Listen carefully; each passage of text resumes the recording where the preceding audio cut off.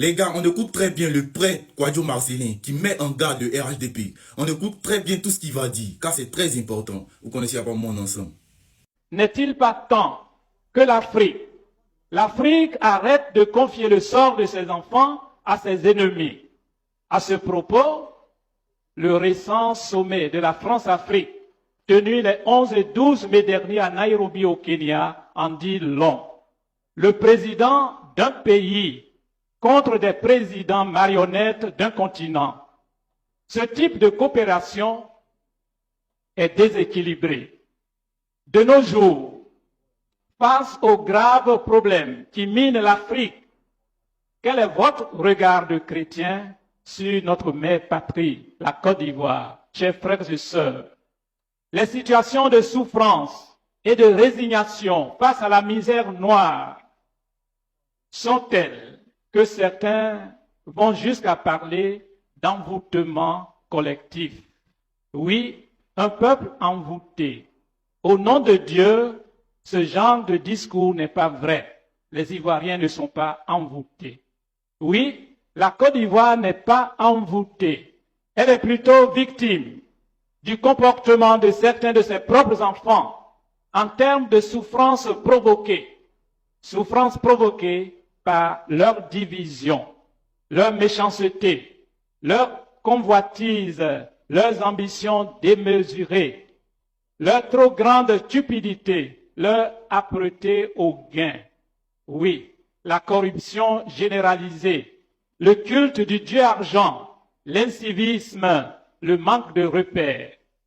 Oui, les Ivoiriens sont préoccupés du fait du manque d'esprit patriotique, du manque de liberté, de dignité et d'honneur, du fait des pactes avec les forces du mal, les pratiques ésotériques, l'occultisme, le manque de jugement et d'esprit critique. Oui, les Ivoiriens sont victimes des accords politiques en mode tontine, des dérives langagières sur les réseaux sociaux, les accointances avec leurs accointances avec nos propres ennemis, les discours lénifiants et flatteurs, applaudis à la fois par les bourreaux et leurs victimes, le soutien, oui, leur soutien à la rébellion armée et aux rebelles, la fracture sociale, la peur, la résignation, le chacun pour soi.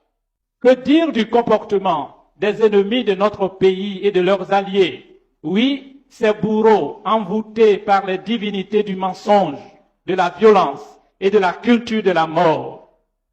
Oui, ces bourreaux envoûtés par les pratiques mystiques, les démons du pillage systématique de nos ressources et des idéologies toxiques, la justice sans justice, le cri à peine audible des paysans appauvris, des innocents en prison et d'une jeunesse désemparée.